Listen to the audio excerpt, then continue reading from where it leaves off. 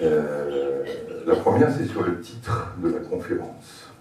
Je ne voudrais pas qu'il y ait un malentendu d'entrée de jeu, sur mes intentions. Au bonheur du mal, ça peut paraître un peu particulier comme titre, c'est une boutade, bien entendu. Je n'ai jamais pensé, personne sans doute n'a jamais pensé, et ça, pas plus que les autres, que la recette du bonheur, c'était de faire mal aux autres. Le plaisir, peut-être, ça c'est différent, on en parlera tout à l'heure, mais sûrement pas le bonheur. Mais j'ai choisi quand même ce titre comme une enseigne. Comme une enseigne. Vous savez, j'ai pensé en fait au bonheur des dames. Hein, vous connaissez le roman d'Émile Zola, Au bonheur des dames, c'est le nom d'un grand magasin que Octave Mouret, l'un des héros des Rougon-Macquart, a été un des premiers à créer à Paris. Donc un magasin de mode, de vêtements pour dames. Hein.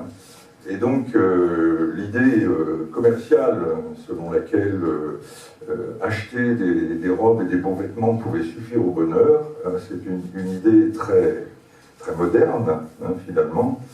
Et alors peut-être qu'on pourrait considérer aussi qu'il y a on peut trouver du bonheur dans la marchandisation du sexe, par exemple. Hein. Donc voilà, j'ai pensé ce titre, mais il ne faut pas lui accorder plus d'importance qu'il n'en a.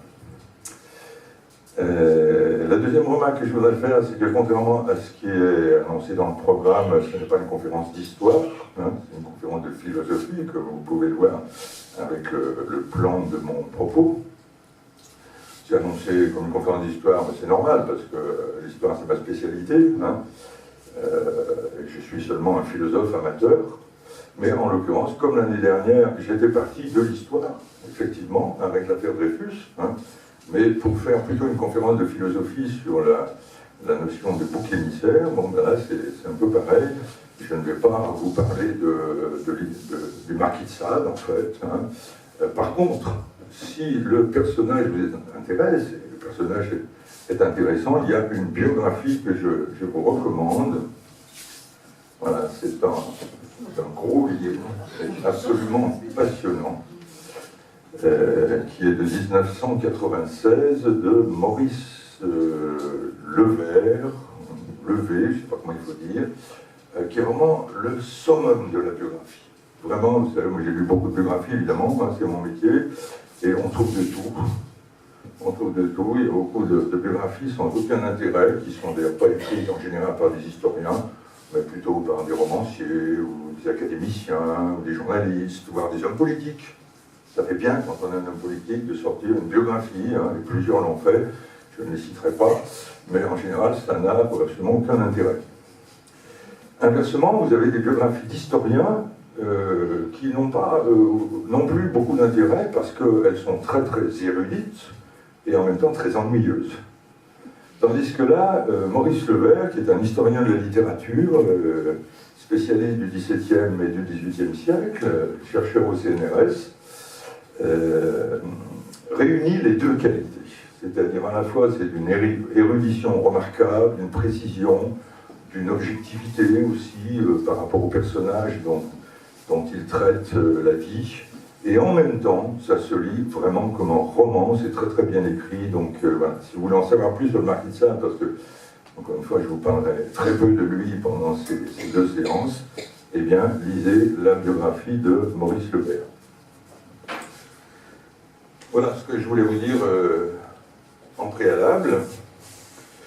Donc à propos du marquis de Sade, je vais quand même le mettre en exergue de cette conférence. Ce portrait est le seul que l'on possède du marquis de Sade. Il avait une vingtaine d'années, il a été fait par un peintre très connu, Van Loo. Alors, je ne sais plus lequel, parce que les Van Loo, ils sont une dynastie de peintres du XVIIIe siècle. Je ne sais plus lequel a fait ce profil du jeune marquis de Sade. Donc, il est né en 1740 et le portrait date des années 1760. Voilà, c'est le seul document visuel qu'on possède sur ce personnage. Alors, pour entrer dans le vif du sujet, je dois vous dire une chose, c'est que nous avons un problème avec le sadisme. Vous en doutez. Je veux dire avec la pensée du sadisme. Nous avons un problème, et ce problème, eh bien, c'est la psychologie. Parce que la psychologie est très vite guettée par la psychiatrie. Or, si on privilégie une approche pathologique du sadisme, on le réduit donc à ce moment-là, on réduit ce phénomène, ce comportement humain à une perversion sexuelle, et de ce fait, on le rend tout de suite étranger à nous-mêmes. Si nous ne nous considérons pas comme des malades mentaux, eh bien, nous ne nous sentons pas du tout concernés par le sadisme dès l'instant que celui-ci est caractérisé comme une maladie mentale. Donc du coup, le sadisme est impensable, au sens propre. Il ne peut pas être pensé, il peut seulement être diagnostiqué, épinglé, comme un comportement déviant, et puis c'est tout, et la réflexion s'arrête là. Il est hors de portée de la philosophie. Alors entendons-nous bien, là encore, pas de malentendu, je sais bien qu'une lecture psychologique, et même une lecture psychiatrique du sadisme est possible, et qu'elle est même souvent pertinente. Il est tout à fait vrai que le sadisme peut tout à fait être répertorié chez tel ou tel comme une manie au sens médical, une manie sexuelle, une maladie mentale, consistant à ne pas pouvoir, pour l'individu en question, à ne pas pouvoir jouir sans faire mal à son partenaire. Et dans ce répertoire des maladies mentales, il a été rejoint par une autre manie, le masochisme, qui est son symétrique, et qui consiste à ne pas pouvoir jouir sans souffrir.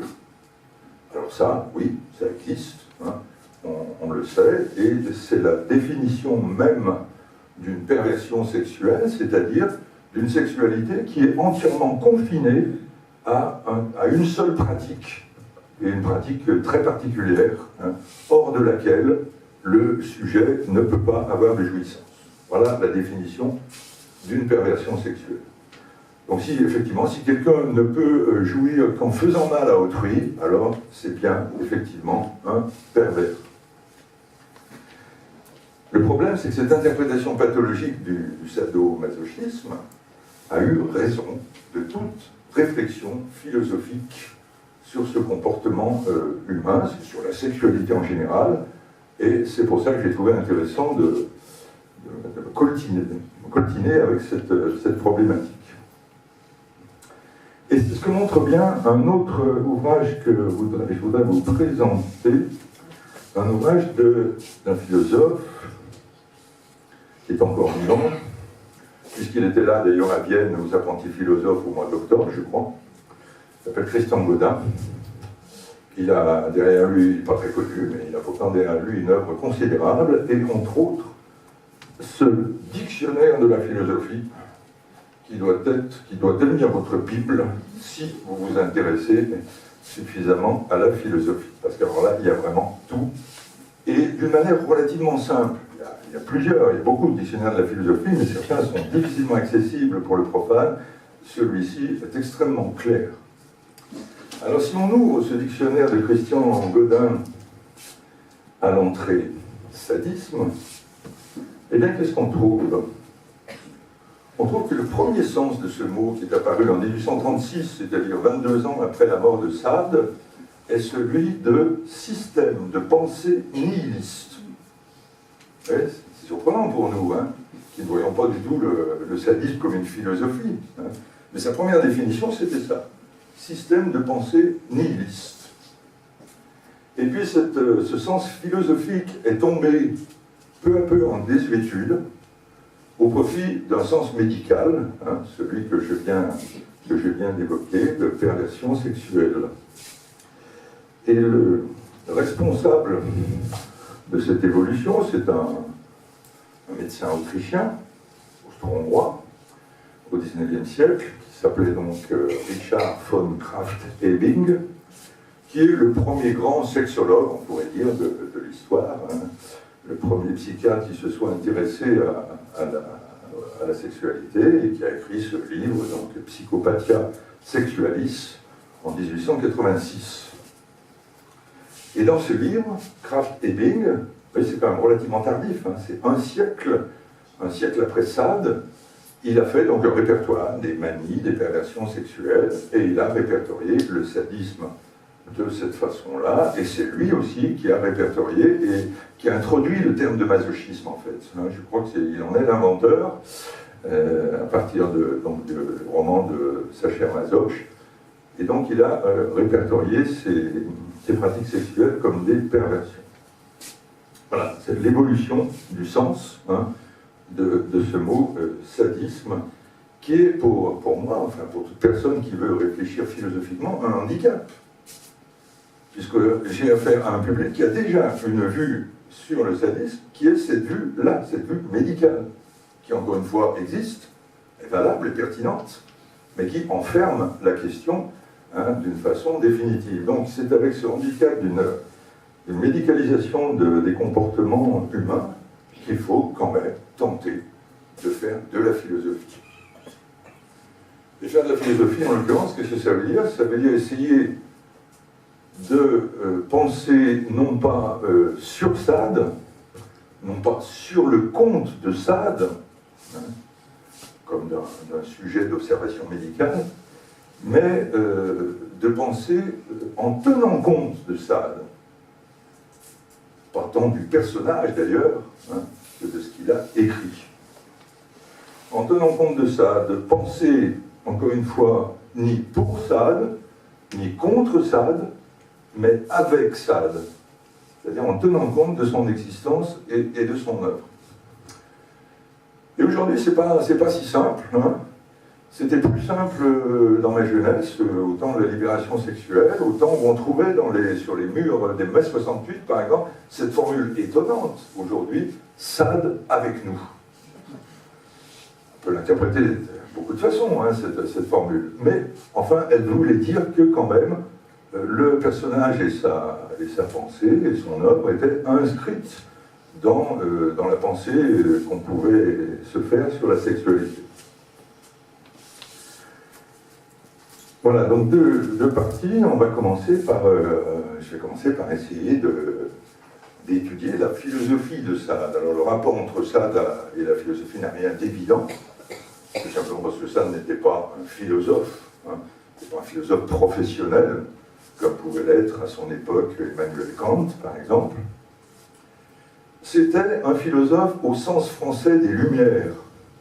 Comme on dit que Voltaire, Rousseau, Diderot sont des philosophes.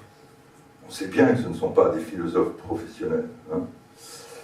Mais ce sont des agitateurs d'idées, ce sont des écrivains moralistes ou immoralistes, hein, dans le cas de Sade et de quelques autres. C'est une façon de philosopher. Mais ce qui complique les choses avec Sade, c'est qu'il n'a jamais appartenu à ce milieu philosophique des salons et des correspondances à travers toute l'Europe qui aurait pu faire de lui un Voltaire du sexe. C'est-à-dire quelqu'un qui a une certaine distance, qui a de l'humour, de la légèreté, etc. Et c'est pas du tout le cas de Sade, qui avait peu d'humour et qui était un homme extrêmement sérieux. Sade était un homme seul, coupé du monde, il faut bien le dire, d'autant plus qu'il a passé la plus grande partie de sa vie en prison. Et c'est un homme qui a fait scandale. Et au fond, c'est ce scandale qui est philosophique. C'est-à-dire que c'est le fait que Sade est un extrémiste. Il se situe largement dans la pensée des Lumières, à bien des égards, mais toujours à l'extrémité de cette pensée, hein. Et donc c'est cet extrémisme-là qui pose question et qui est intéressant. Alors Sade se rattache au courant minoritaire des Lumières, en plus, c'est-à-dire le courant matérialiste et athée. Ce courant, qui est représenté par des gens, je ne sais pas si le nom dit quelque chose, comme Helvétius ou le baron d'Holbach, mais surtout par Diderot, ça, tout le monde le connaît. Diderot était matérialiste et parfaitement athée, il se gardait bien de le crier sur les toits, hein, car l'athéisme n'était pas une chose très bien vue au XVIIIe siècle. Donc voilà, c'est à ce courant que se rattache ça, et plus précisément à un courant qui s'appelle le sensualisme,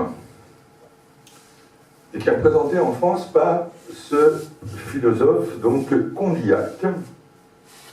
Condillac est le seul vrai représentant en France au XVIIIe siècle de ce qu'on appelle l'empirisme.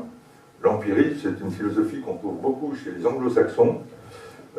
En France, elle est peu représentée. L'empirisme, ça vient du mot empiria en grec, qui veut dire l'expérience. Hein. Ça veut dire que la connaissance, pour les empiristes, la connaissance ne vient que de l'expérience. Et en particulier de l'expérience des sens. D'où le nom de sensualisme. Je vous en dis deux mots tout de suite, mais d'abord, je vous présente rapidement ce personnage, parce que ce qui est rigolo, c'est que quand je vous dis que c'est un matérialiste et athée, vous voyez qu'en même temps, il a la vie ecclésiastique. Mais alors ça, au XVIIIe siècle, alors franchement, c'est extrêmement courant. Hein. Le nombre d'ecclésiastiques athées est très impressionnant, même si, bien sûr, ça n'a jamais été officiel. Hein. Alors, Bonneau de Condillac, c'est quelqu'un de la région, c'est un Grenoblois, fait partie d'une famille de noblesse parlementaire. D'ailleurs, son frère, Bonneau de Mably, l'abbé Mably, hein, l'abbé de Condillac et l'abbé de Mably, qui a été lui aussi un penseur matérialiste, un précurseur du socialisme d'ailleurs. Et ce sont des personnages qui, par leur relation, parce qu'ils étaient nobles, ont très vite obtenu un bénéfice ecclésiastique, c'est-à-dire qu'ils sont devenus abbés. Et un abbé, à l'époque, c'est pas du tout quelqu'un qui s'occupe de la religion. C'est seulement le titulaire d'une abbaye qui en perçoit les revenus. Donc, Étienne Bonneau de Condillac a eu très rapidement une petite abbaye, bon, pas très importante, qui s'appelle Murau, c'est dans les Vosges, tandis que son frère Mably a quand même eu l'abbaye des Barbes, à Lyon, un peu plus important. Et voilà, c'est bien parce que ça leur permet de vivre toute leur vie sans rien faire, sans même s'occuper de religion. Condillac a dit la messe une seule fois dans sa vie, le jour où il est devenu prêtre. C'était la première et la dernière fois de sa vie, et puis le reste de sa vie, il l'a passé à la cour, dans les salons parisiens, et à réfléchir, à penser, à écrire des livres. J'ai un autre exemple historique assez connu des historiens, pas tellement du grand public, c'est le curé Meslier, ça s'écrit Meslier. Alors là, on n'est pas dans la haute noblesse, c'est un simple curé de campagne, village d'Étrépigny, dans les Ardennes. Et bien ce curé, qui alors lui par contre a dit sa messe toute sa vie, était parfaitement athée. Donc vous voyez, on l'a su après évidemment, hein. Ses paroissiens ne le savaient pas. Mais c'est dans son testament, qui a été découvert par Voltaire, et Voltaire a publié le testament du curé Meslier, et on voit que vraiment, pour lui, Dieu, ça n'a aucun sens. Hein. Voilà, ça c'est le XVIIIe siècle. Au XIXe siècle, on va revenir à quelque chose de beaucoup plus traditionnel. Les ecclésiastiques athées au XIXe siècle, je n'en connais pas. Et ça, c'est la particularité de ce siècle des Lumières, et ce siècle léger qui a été le XVIIIe siècle. Alors, pour Condillac, pour revenir à notre sujet, l'homme n'est qu'une combinaison de sensations. Il n'y a rien en dehors des sens, c'est rien en dehors de la matière, rien qui ressemble à ce que la religion appelle l'âme. Ça n'existe pas, c'est une invention. Bien sûr, il y a l'esprit, mais l'esprit, il est tout entier forgé par l'expérience du monde, hein, c'est-à-dire par les sensations qu'on a dès la petite enfance, qui petit à petit, et selon la variété de ces sensations, va donner à chaque cerveau humain une configuration particulière. Voilà.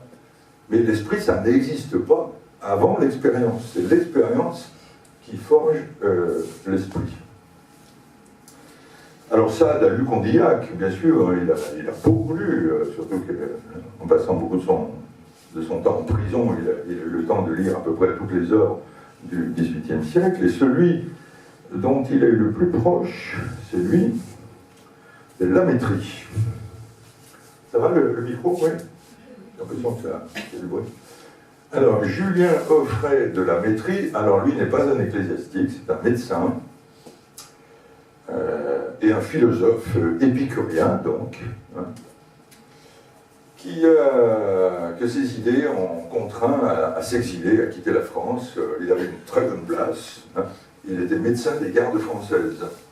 C'est-à-dire, vous savez, à la cour de Versailles, et dans la garnison de Paris, il y avait deux sortes de soldats qui étaient sous les ordres royaux. Il y avait les gardes suisses, que tout le monde connaît, parce qu'on les voit beaucoup dans la Révolution française. Ils se font massacrer au moment du 10 août. Et puis il y avait les gardes françaises. On avait deux grands régiments. Et La Métrie était médecin des gardes françaises, donc une très très bonne place qui lui permettait de fréquenter la cour. Malheureusement, il a eu l'imprudence de publier un traité scandaleux qui s'appelait Traité naturel de l'âme. Traité spirituel de l'âme, on comprendrait. Mais traité naturel de l'âme, ça voudrait dire que l'âme fait partie de la nature et donc elle est matérielle en réalité. Ce livre a été condamné, brûlé sur la place publique, et s'il voulait lui-même échapper à la répression, il s'est exilé en Prusse, car en Prusse, ça peut paraître paradoxal, mais on était beaucoup plus libéral. Il y avait un roi qu'on a appelé le roi philosophe, hein, Frédéric II, et Frédéric II l'a accueilli à bras ouverts. Il lui a donné un poste à l'Académie de Berlin, et il a choyé toute sa vie, donc ça a été une bonne solution pour lui. Et là, il a pu continuer à publier des livres et à développer sa pensée. Cette pensée de La Métrie, c'est un matérialisme, là aussi, mais vraiment un matérialisme radical. N'oublions pas que c'est un épicurien, et Épicure, c'est un matérialiste, trois ou quatre siècles avant Jésus-Christ, hein, un philosophe matérialiste, contrairement à Platon. Et pour La Métrie, l'homme est une machine. D'ailleurs, son livre le plus célèbre, c'est L'homme-machine, voilà, 1747. C'est pas lui qui a inventé la formule, d'ailleurs Descartes a employé déjà cette formule de la machine humaine, ce qui n'empêchait pas Descartes de penser que l'homme avait aussi une âme divine. Hein. Mais La Métrie a développé cette idée de l'homme-machine d'une manière radicale, c'est-à-dire que l'homme n'est qu'un mode d'assemblage des atomes dont rien ne survit. Et ça, c'est tout simplement la philosophie d'Épicure, hein, qui ne date pas donc des Lumières. Et comme on est, alors la différence avec l'époque d'Épicure, c'est qu'au XVIIIe siècle, on est à l'époque de la passion pour les sciences physiques et la découverte de l'électricité, alors La Métrie emploie des métaphores électriques, hein, et pour lui, l'homme, c'est un ensemble, un système de flux et d'énergie qui circule comme le courant électrique et qui s'alimente par l'alimentation et qui se décharge par le plaisir. Alors d'ailleurs, ce mot décharge a beaucoup plu à Sade. Il l'emploie constamment dans ses livres. C'est devenu un mot-clé de la pornographie. Hein, dans les romans de pornographie, la décharge, ça veut dire l'éjaculation. Hein. Et donc, cette métaphore électrique, Sade l'emploie énormément. Il l'a hérité de La Métrie. Voilà la conception, cette conception matérialiste. La Métrie est une formule très parlante. Hein. Il dit le cerveau, c'est le viscère de la pensée. Les viscères de la digestion, les viscères de la circulation, le cerveau, c'est le viscère de la pensée, et puis voilà, c'est tout. C'est pas autre chose. Et la pensée, c'est une modalité de la combustion d'énergie. Voilà. Donc l'homme, au fond, c'est une machine à jouir ou une machine à souffrir. C'est l'un ou l'autre. Et la vie n'est souvent qu'une succession de plaisir et de douleur. Alors de ce matérialisme, La Métrie a déduit un hédonisme. Hédon, c'est le plaisir en grec. Donc l'hédonisme, c'est la philosophie du plaisir. il a déduit un hédonisme, une philosophie du plaisir. Il est d'ailleurs l'auteur d'un Art de jouir, titre qui a été repris par Michel Onfray dans l'un de ses livres. Et comme vous le voyez sur la gravure, c'était un homme plutôt joyeux, marrant, peut-être un peu alcoolique, jouisseur, et d'ailleurs, il en est mort, parce qu'il est mort d'une indigestion de pâté aux truffes.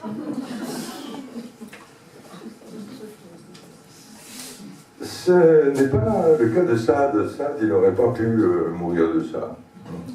Parce que l'hédonisme de Sade n'est pas du tout cet hédonisme léger, joyeux, optimiste, qui était celui de la maîtrise, et puis au contraire un hédonisme désespéré, un hédonisme noir, on pourrait dire, comme certains aspects du romantisme qui vont lui succéder dans l'histoire, celui d'une solitude irrémédiable.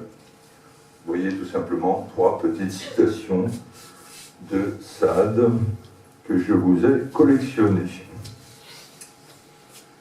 L'homme est isolé dans le monde, toutes les créatures naissent isolées et sans aucun besoin les unes des autres. Le prochain ne m'est rien. Il n'y a pas le plus petit rapport entre lui et moi. Il n'y a aucune comparaison entre ce qu'éprouvent les autres et ce que nous ressentons. Vous voyez que ça ne rigole pas. Alors cet égocentrisme, on peut l'appeler comme ça, cette solitude terrible de l'être dans un monde glacé, sans aucune chaleur humaine, sans aucune transcendance, Sade l'appelle isolisme, donc à partir du mot isolé, et c'est significatif que ce soit le seul concept qu'il a inventé. D'ailleurs, il n'a pas vraiment inventé parce que le concept existait sous une autre forme, c'est ce que je vous ai mis, c'est le mot solipsisme, solus ipse, être seul avec soi-même, être une monade, ça c'est un terme philosophique inventé par Leibniz, une monade, du mot monos, tout seul, seul. Donc c'est être quelqu'un qui n'a pas, qui a des contacts avec l'extérieur, mais en même temps qui est complètement enfermé sur lui-même. Voilà un aspect, je pense, très clair de la philosophie de Sade. La solitude, pour lui, est totale. On ne peut pas ressentir ce que ressentent les autres. Au mieux, on fait semblant. Mais en vérité, il n'y a aucune communion. On ne peut pas compatir, au sens étymologique. On ne peut pas ressentir avec les autres ce qu'ils ressentent. On ne peut pas souffrir de la souffrance d'autrui. On ne peut pas jouir du plaisir d'autrui. On est isolé, on jouit seul, on souffre seul, on meurt seul. Voilà. De quoi vous faire passer une bonne nuit. En réalité, je dirais qu'on ne peut pas vraiment parler d'hédonisme, pour caractériser la philosophie de Sade. La philosophie de Sade, c'est surtout un combat. Sade, c'est un homme en colère. Un homme qui ne décolère pas, pour des raisons géographiques que je vous laisserai éventuellement découvrir si vous lisez le livre de Maurice Levert. Sa vie, c'est un combat pour démystifier à travers la question sexuelle, mais plus largement la religion chrétienne, qui est vraiment son ennemi. Et d'ailleurs, si vous lisez ses livres, c'est bien simple, elle se déroule soit dans un donjon, c'est un seigneur, soit dans un monastère. Donc, vous voyez, il n'y a pas une dénonciation de la noblesse, évidemment, chez Sade, qui au contraire était très imbu de sa noblesse, mais par contre, il y a chez lui une dénonciation de l'hypocrisie religieuse, et c'est pourquoi ses livres sont toujours provocateurs. Il en raconte 10 fois plus qu'il n'en a jamais fait dans ses livres. Et puis surtout, ils sont blasphématoires. La grande jouissance, une des grandes jouissances de Sade, c'est le blasphème.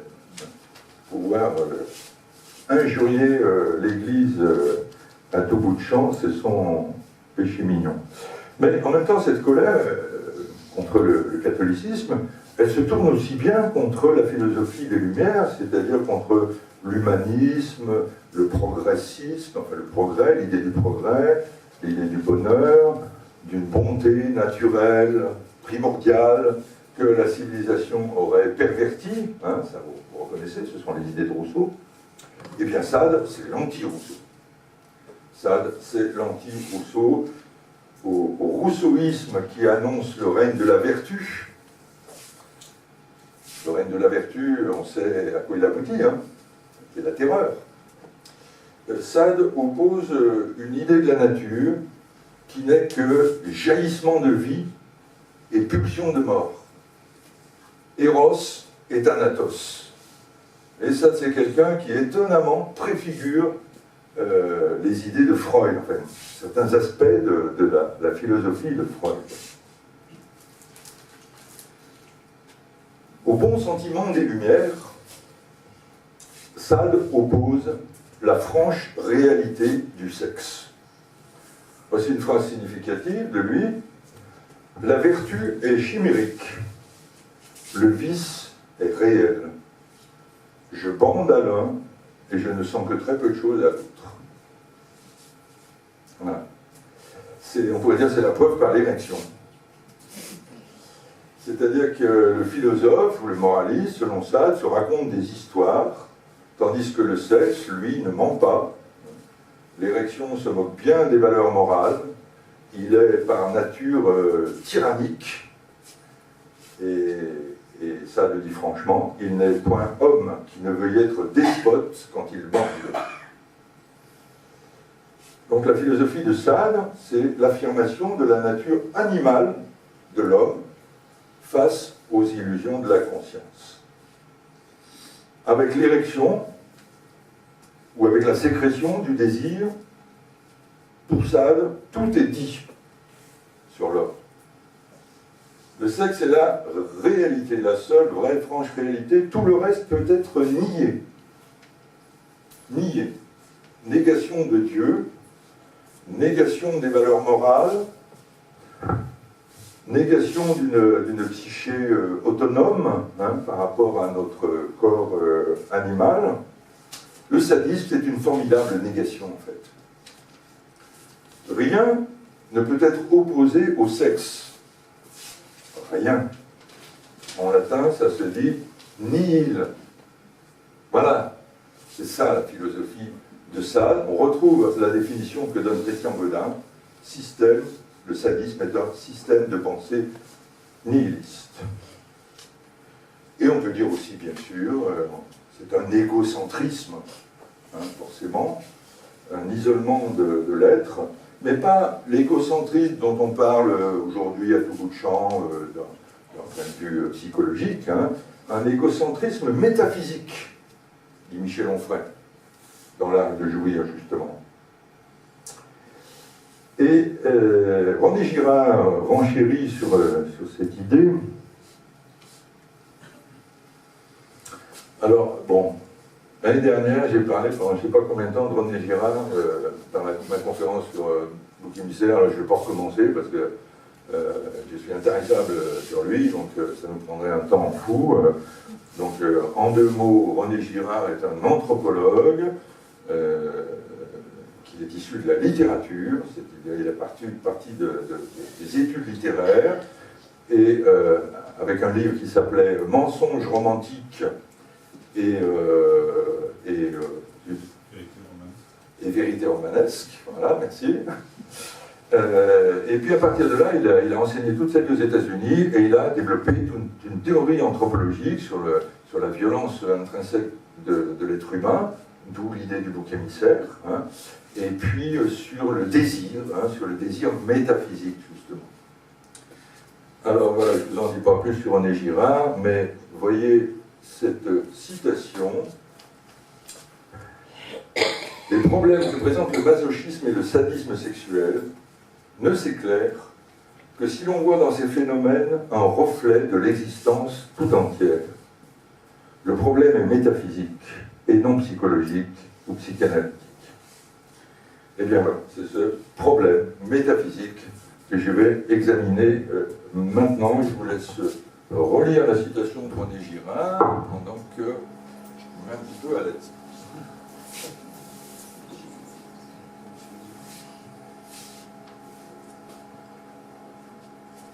Donc deuxième partie,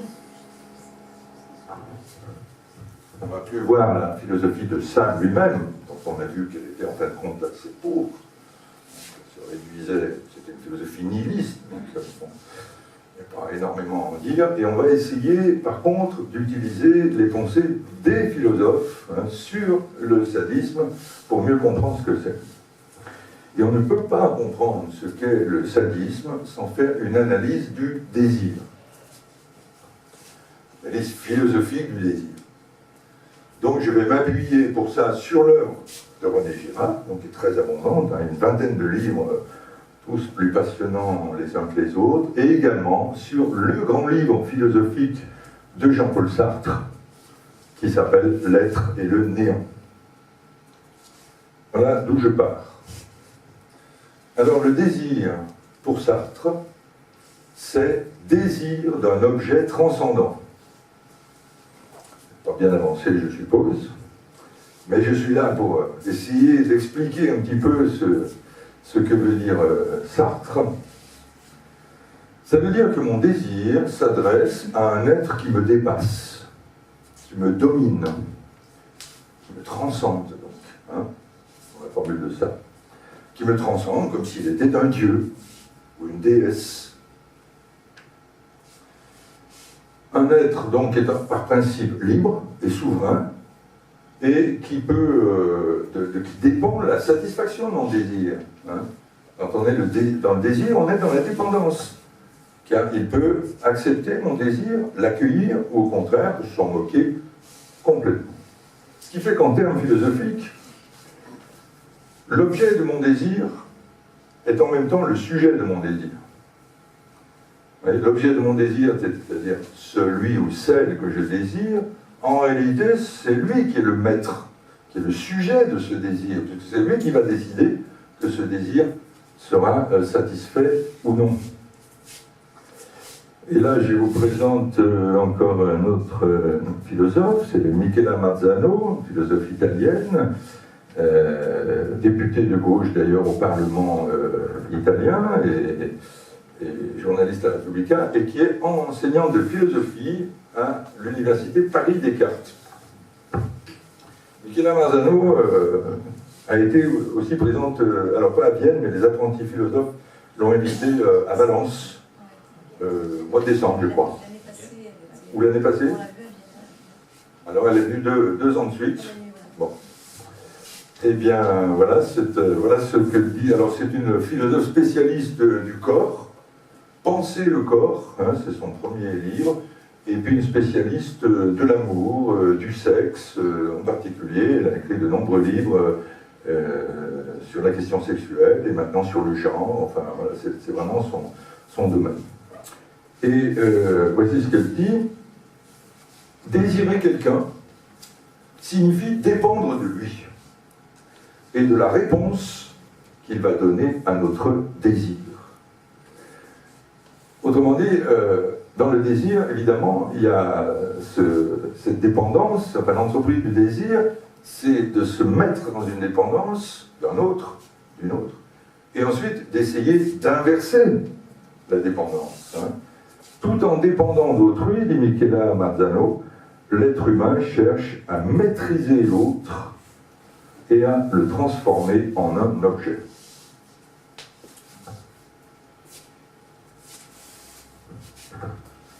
Donc voilà, le désir nous introduit dans un rapport de force.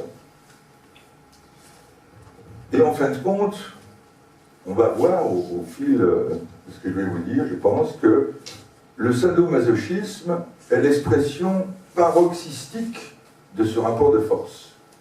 Le sadomasochisme, dans ses manifestations les plus ouvertes, c'est quelque chose d'assez rare. Parce qu'on est là dans un paroxysme qui, heureusement, n'arrive pas très fréquemment. Mais au fond, le sadomasochisme n'exprime pas autre chose que cette situation du rapport de force. Et un autre penseur qui a réfléchi sur cette question, c'est un psychanalyste, Daniel Lagache, qui est un contemporain, un condisciple de Sartre, à l'école normale supérieure, un homme extrêmement doué, et travailleur, puisqu'il a mené de front des études de médecine et des études de philosophie. Et il a été agrégé de philosophie et quelques années après, docteur en médecine. Bon, finalement, entre les deux, il a choisi la psychanalyse, et ça a été l'un des plus grands psychanalystes français de la génération des années 50 et des années 60. Qu'écrit Daniel Lagache? La position de demandeur est virtuellement une position de persécuté-persécuteur, parce que la médiation de la demande introduit nécessairement des relations sadomasochistes du type domination-soumission qu'implique toute interférence de pouvoir. Je vous laisse réfléchir à cette citation de Daniel Lagache, qui rejoint donc ce que dit Michela Mazzano et ce que disent Jean-Paul Sartre et René Girard, on va le voir, hein. C'est que dès l'instant que j'exprime mon désir, je m'inscris dans un rapport de force où je mets en jeu ma liberté. Montrer à une femme qu'on la désire, dit René Girard, c'est montrer soi inférieur. Dans les rapports de séduction, chacun joue sa liberté contre celle de l'autre.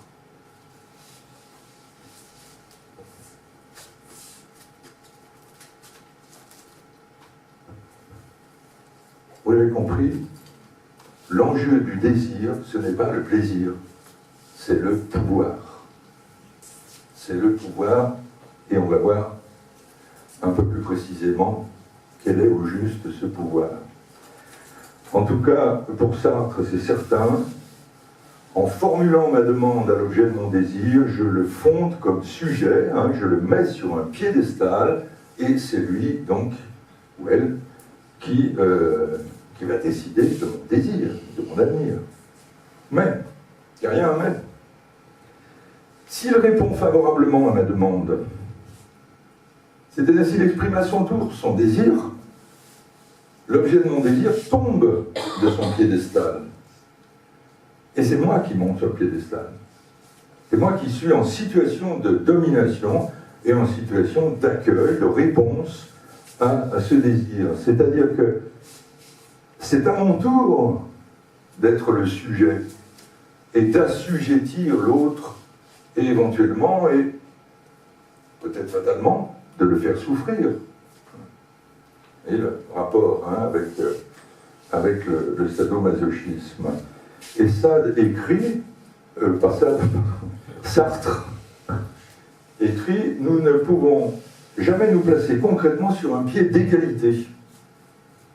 C'est-à-dire sur le plan où la reconnaissance de la liberté d'autrui entraînerait automatiquement la reconnaissance de ma liberté. C'est ce dont on rêve finalement. Mais ça n'arrive jamais. Alors ce qui ne veut pas dire qu'on n'est jamais libre, mais simplement qu'il peut y avoir une alternance. Hein. Ma liberté et celle de l'autre ne peuvent pas s'exercer en même temps, au même moment. C'est tantôt l'un, tantôt l'autre. Alors si c'est tantôt l'un, tantôt l'autre, c'est bien. Ça veut dire qu'il y a un équilibre. Hein. Dans un couple, il y a un équilibre entre un moment où c'est l'un qui domine pour telle ou telle raison, et un autre moment où c'est l'autre. Mais s'il n'y a pas d'alternance du rapport de domination et de soumission, si c'est toujours le même qui domine, et toujours le même qui est soumis, alors là, on peut bien parler d'un rapport sadomasochiste comme étant l'essence du rapport à l'autre. Vous voyez ? Alors après ça, bien sûr, la façon de soumettre ou d'être soumis à l'autre, ce n'est qu'une question de forme, une question de degré. Hein. Ça ne suppose pas forcément, bien sûr, de faire mal physiquement à l'autre. Hein. Le plus souvent, ce rapport de domination et de soumission, d'ailleurs, est subtil. inconscient. Les partenaires qui sont dans ce rapport ne s'en rendent même pas compte. Et c'est pourquoi le sadomasochisme n'est pas perçu comme tel. J'y reviendrai tout à l'heure sur cette question cruciale de la conscience ou de l'inconscience de ce rapport. Mais poursuivons d'abord l'analyse du désir sous un autre aspect maintenant. Ce que le désir sexuel a de proprement humain, c'est la curiosité. Et là, je fais appel à une philosophe et une romancière qui s'appelle Chantal Thomas, je ne sais pas si vous connaissez cet écrivain.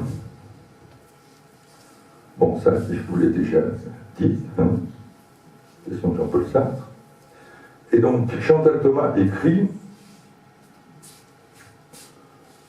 « Le désir est une curiosité exacerbée, inapaisée, une envie de voir toujours plus près, de déshabiller mieux, au-delà. » Alors, ça veut dire quoi? Ça veut dire qu'il y a une logique du désir, en tout cas, on va dire, parce que je ne veux pas m'aventurer dans un domaine que je ne connais pas, en fait. Donc, je veux dire qu'il y a une logique du désir masculin, en tout cas. Pour le désir féminin, je ne m'en occupe pas, je ne suis pas compétent. Mais il y a une logique du désir masculin en fonction de ce qui apparaît à l'homme comme le mystère féminin. Et cette logique, ben, la religion la connaît bien. Au mieux, elle s'en méfie. Au pire, elle la diabolise.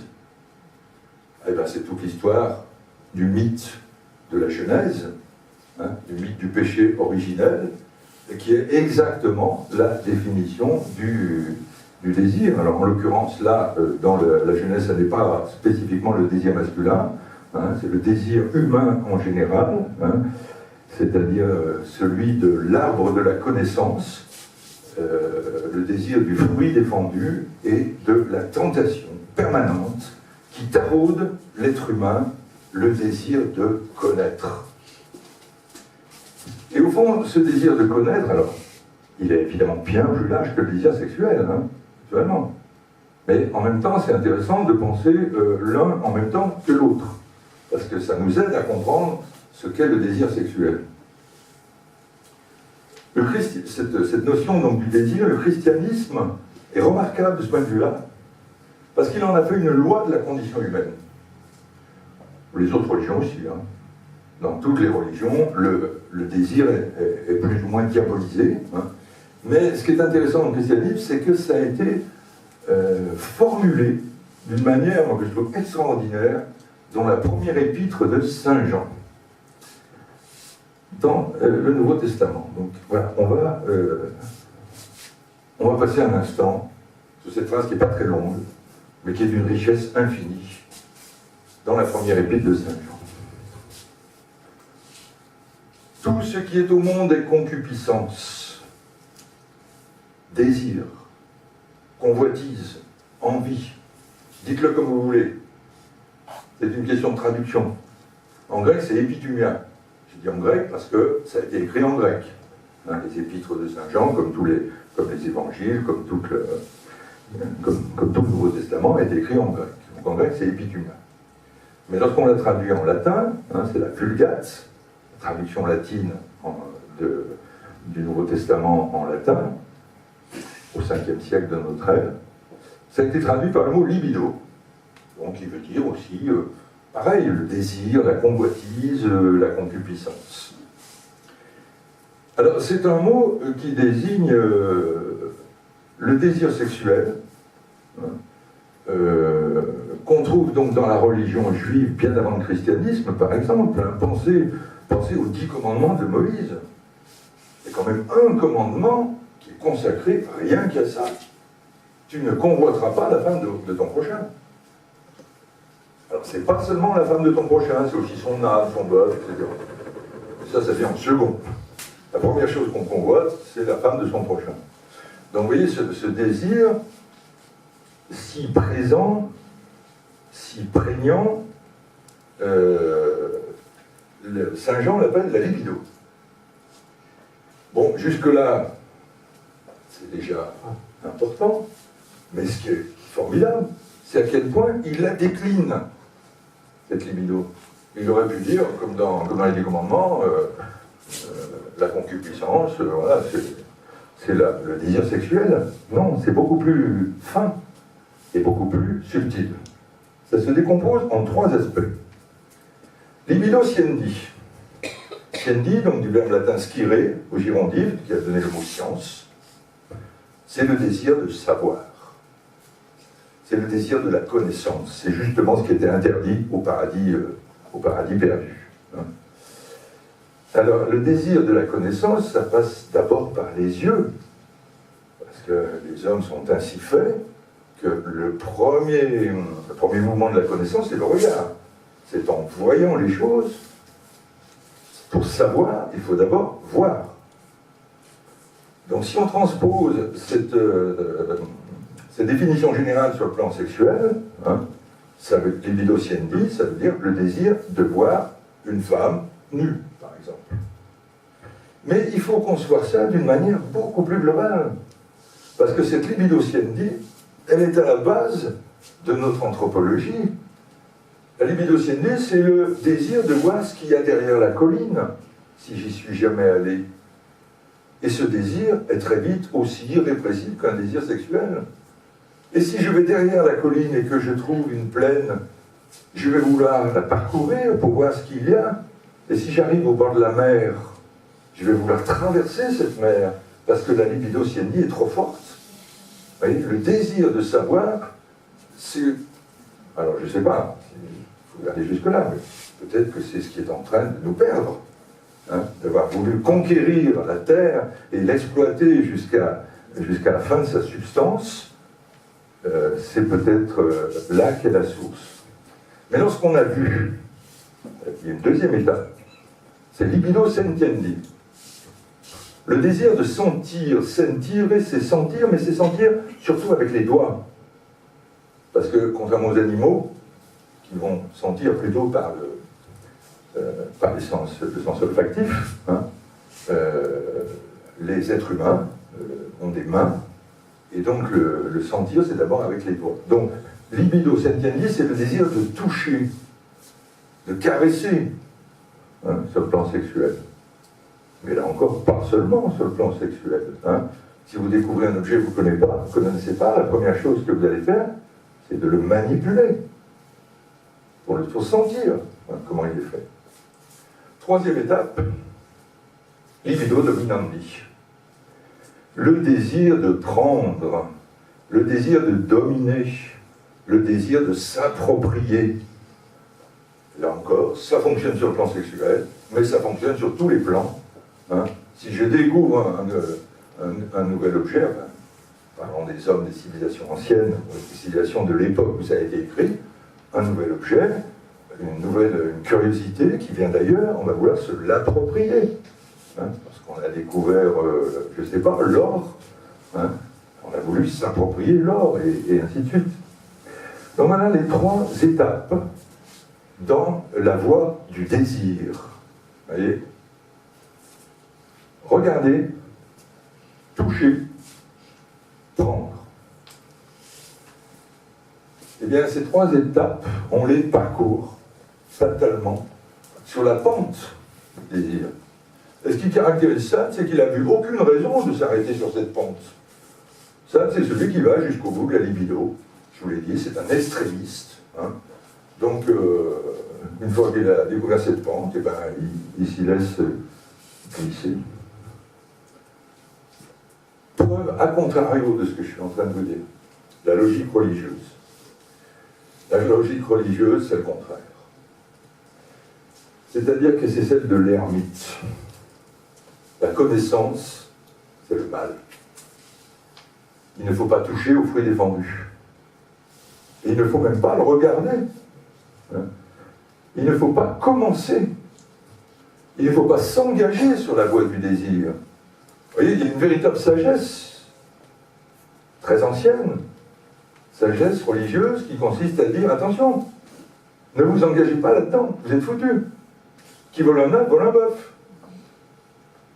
Et donc, il y a une logique là terrible qui dit qui regarde une femme ira jusqu'à la violer.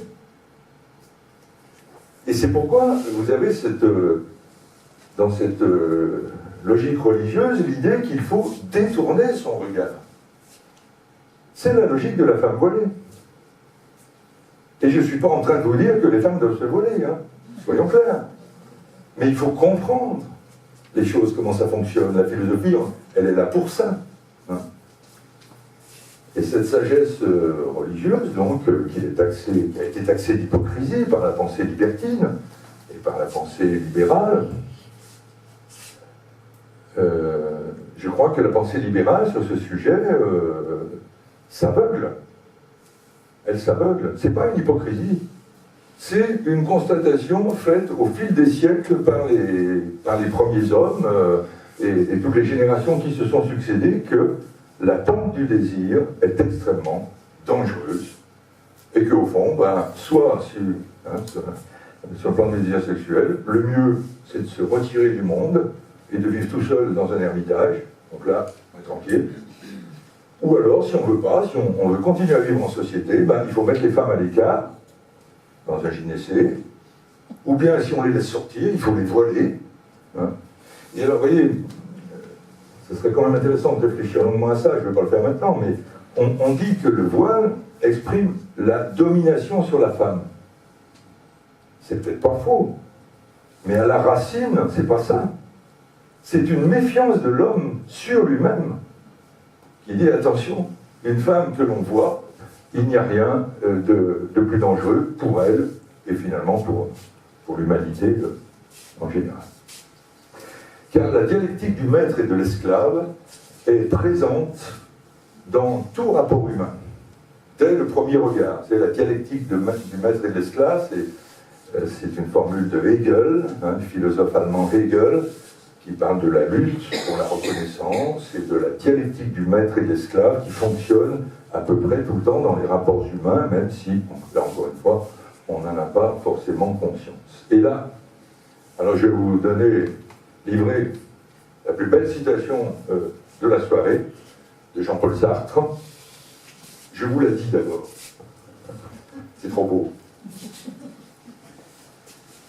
Je suis possédé par autrui. Le regard d'autrui façonne mon corps dans sa nudité, le fait naître, le sculpte, le voit comme il est, le voit comme moi je ne le verrai jamais. Autrui détient un secret, le secret de ce que je suis. Alors s'il y a une phrase que vous devez retenir de cette conférence ce soir, à mon avis c'est celle-là, c'est la plus profonde. Autrui détient un secret, le secret de ce que je suis. Et voyez-vous, c'est là que réside la transcendance de l'autre dont parle Jean-Paul Sartre. J'ai parlé au début de cette deuxième partie. Le désir, c'est la recherche d'un secret, en fait. Mais ce secret, ce n'est pas le fruit défendu. En dernier ressort, ce n'est pas le fruit défendu. C'est un secret ontologique, comme on dit en philosophie. C'est le secret de ce que je suis. Or, il n'est pas sûr que je sois quelque chose, puisque je ne me vois pas être. Tandis que l'autre, il est assurément ce que je le vois être. Il n'y a aucun doute là-dessus. Et donc, en voyant cet être plein d'êtres, je ressens mon manque. Mais ça, évidemment, on n'en est pas conscient. Hein. On pourrait dire cet objet du désir, c'est-à-dire mon identité. Au fond, ce que je cherche, c'est mon identité, en cherchant l'autre. Eh bien, on n'en est pas conscient. On pourrait dire que c'est l'obscur objet du désir. Et René Girard l'exprime très bien. Non, c'est pas ça. Comment je reviens en arrière? À droite? Oui, sur l'autre flèche. Non, c'est pas ça.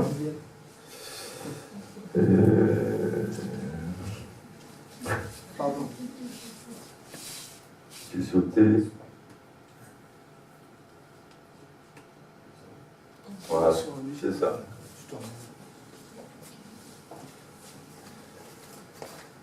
en nous montrant en l'homme un être qui sait ce qu'il désire, ou qui, s'il ne paraît pas le savoir, a toujours un inconscient qui le sait pour lui. Les théoriciens modernes ont peut-être manqué le domaine où l'incertitude humaine est la plus flagrante. Une fois que ses besoins primordiaux sont satisfaits, et parfois même avant, l'homme désire intensément. Mais il ne sait pas exactement quoi. Car l'être qu'il désire, car c'est l'être qu'il désire, un être dont il se sent privé et dont quelqu'un d'autre lui paraît pourvu.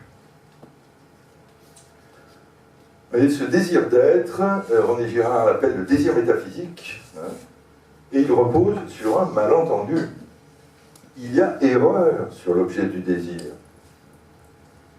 Je crois que je veux posséder l'autre, parce que, dit René Girard, le désir d'être cherche tout naturellement à se réaliser au moyen d'un avoir. Ça, c'est la deuxième phrase qu'il faudra retenir. Le désir d'être cherche tout naturellement à se réaliser au moyen d'un avoir. Ça veut dire que pour être, il faut que je possède l'autre.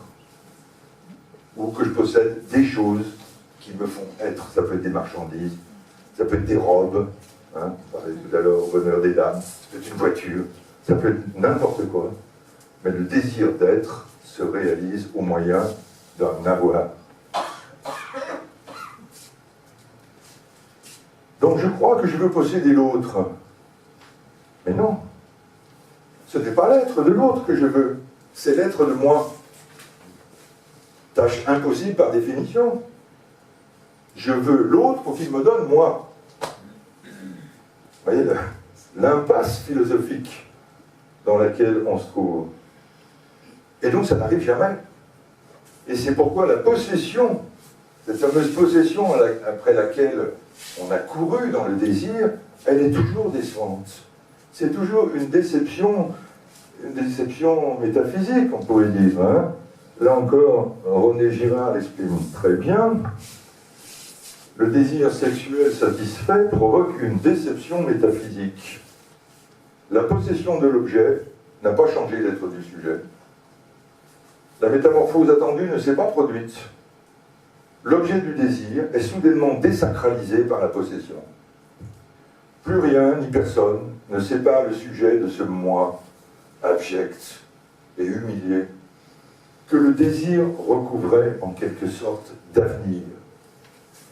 Vous voyez, quand je désirais l'autre sans le posséder encore, cet autre humain ou cet autre matériel, quand je désirais cette femme, quand je désirais cette voiture, quand je désirais cet emploi, je m'imaginais que ça allait me changer. Mais non, ça ne change strictement rien. Donc le désir est véritablement une impasse. Eh bien, vous voyez, cette retombée dont parle René Girard, cette retombée terrible dans le non-être qui suit la déception du désir, eh bien, au fond, c'est le masochisme. C'est-à-dire que, alors là, je vais,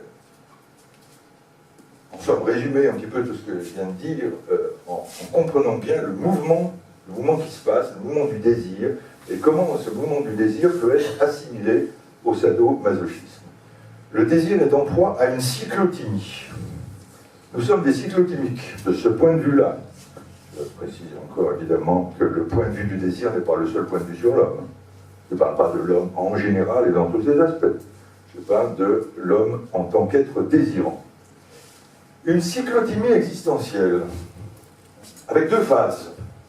Une phase sadique et une phase masochiste. Que fait l'être du désir? Dans sa phase sadique, il se divinise lui-même. Il est sur la voie de la conquête. Il va conquérir le monde. Il va conquérir la femme qu'il convoite. Il va conquérir la richesse. Et du coup, dans cette situation sadique, il ne cesse de harceler sa victime. Est-ce que tu m'aimes vraiment? Prouve-le-moi. Jusqu'où tu irais pour moi? Est-ce que tu trahirais tes amis pour moi? Est-ce que tu volerais pour moi? Jusqu'où es-tu capable d'aller pour moi? Et ça, c'est la phase sadique. Vous comprenez qu'on n'a pas besoin de fouet ni de chaîne hein, pour considérer dans ce mouvement-là, qui est un mouvement passionnel, hein, dans le mouvement de la passion, un rapport sadomasochiste, un rapport sadique. Moi, ça me paraît évident, je ne sais pas si ça l'est pour vous. Mais s'il y a un fouet et s'il y a des chaînes, ce ne sont que des symboles, c'est la concrétisation matérielle d'une exigence hein, sadique par rapport à l'autre. Inversement, dans sa phase masochiste, l'amoureux divinise l'objet de son désir. Et il en offre toujours plus pour être aimé. Demande-moi ce que tu veux. Tu peux me demander ce que tu veux. Je volerai, je trahirai mes amis. Je mourrai pour toi. Je tuerai pour toi. Et le délire du désir. Donc là, dans sa phase masochiste, une oblation perpétuelle à la divinité de l'autre. Au fond, toujours une violence fondamentale. Une violence primordiale des rapports humains que décrit Freud dans ce petit livre que je vous recommande, Malaise dans la civilisation. C'est un de ses derniers livres, de 1930. Il parle de 1930. C'est intéressant, vous allez voir, 3 ans avant l'arrivée d'Hitler au pouvoir. Alors, je ne sais pas pourquoi il a été retraduit. Ça s'appelait Malaise dans la civilisation, maintenant ça s'appelle Malaise dans la culture. Moi, je connais un peu l'allemand, je ne suis pas du tout d'accord avec cette traduction. Mais bon, on est obligé de faire un vers, maintenant c'est publié comme ça.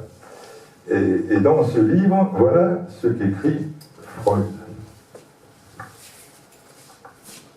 L'homme n'est point cet être débonnaire, au cœur assoiffé d'amour, dont on dit qu'il se défend quand on l'attaque, mais un être, au contraire, qui doit porter au compte de ses données instinctives une bonne somme d'agressivité. Il est vrai que ceux qui préfèrent les contes de fées font la sourde oreille quand on leur parle de la tendance native de l'homme à la méchanceté, à l'agression, à la destruction, et donc aussi à la cruauté. L'homme est en effet tenté de satisfaire son besoin d'agression aux dépens de son prochain, d'exploiter son travail sans dédommagement, de l'utiliser sexuellement sans son consentement, de s'approprier ses biens, de l'humilier, de lui infliger des souffrances, de le martyriser et de le tuer. Homo homini lupus, 3 ans avant l'arrivée d'Hitler au pouvoir.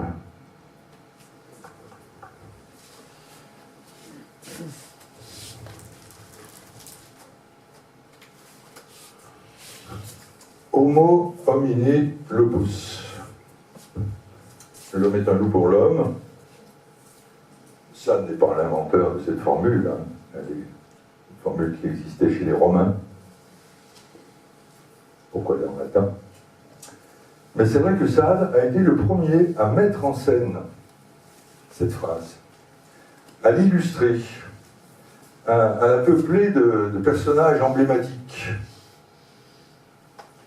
Or, cette violence originelle, essentielle, dont Sade nous a montré toutes les couleurs, nous ne voulons pas la regarder en face. En tout cas, c'est ce que dit Freud. Et c'est ce que dit aussi René Girard. Nous préférons en faire une perversion, une anomalie, au fond, qui ne nous concerne pas. La plupart du temps, écrit encore René Girard, le sujet ignore lui-même sa passion pour le mal. La vérité n'apparaît que par éclair, en particulier dans la vie sexuelle. Et c'est cette méconnaissance, donc, qui rejette le sadomasochisme en bloc dans la perversion et qui interdit de le penser en tant que comportement humain. Dernière citation de René Girard pour la route. J'arrive à la fin. Rien n'est plus banal en un sens que cette primauté de la violence dans le désir. Quand il nous est donné de l'observer, nous la nommons sadisme, masochisme, etc.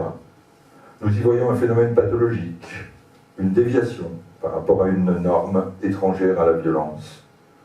Nous croyons qu'il existe un désir normal et naturel, un désir non violent, dont effectivement la plupart des hommes ne s'éloignent jamais beaucoup. Voilà l'intérêt, je crois, que présente Sade pour la réflexion philosophique, c'est-à-dire un rappel dans son œuvre à l'ordre violent du monde face à toutes les illusions, comment dire, de la bien-pensance, qui ont abouti... Je voyais encore hier soir au cinéma un film extraordinaire, La mort de Staline. Alors je vous le recommande, parce qu'il est actuellement un festival Télérama, et quand vous voyez ce que l'idéal vertueux qui était celui du communisme, il n'y a pas eu plus vertueux, en tout cas dans la pensée non religieuse, que l'idéal communiste. Et quand vous voyez dans ce film ce qu'il est devenu en 1953, et le type de dirigeant qu'il a formé, alors je crois qu'il faut s'interroger sur l'idée que l'homme est bon et qu'on peut faire confiance dans sa vertu. Alors, là encore, une dernière fois, je nuance, ce que je viens de dire ne signifie pas que l'être humain se réduise entièrement à cet aspect des choses, à cette violence qui est en lui. Il y a en l'homme, contrairement à ce que pensait Sade, un autre versant. Un autre versant qui est celui de la sociabilité, de la compassion et de l'altruisme. Et c'est aussi une réalité. Le problème, ça serait, philosophiquement, de dire qu'il n'y a qu'une seule réalité, que l'homme n'est qu'un, soit totalement mauvais, soit totalement bon. En tout cas, ce qui est sûr, c'est qu'il y a un dévoilement sadien, c'est ça l'importance de l'œuvre de Sade, au fond. C'est un dévoilement sur le versant obscur de l'humanité, une révélation sadienne, vous l'avez compris, qui au fond est beaucoup plus proche de la religion que de la modernité des Lumières, à laquelle Sade ne croyait pas. Alors, qu'est-ce qu'on peut fonder sur cette révélation sadienne, sur cette révélation pessimiste? Est-ce qu'on peut, malgré ça, ou avec ça, définir quand même une éthique? Est-ce qu'on peut, je vous dis tout de suite c'est non, est-ce qu'on peut trouver son bonheur? Non.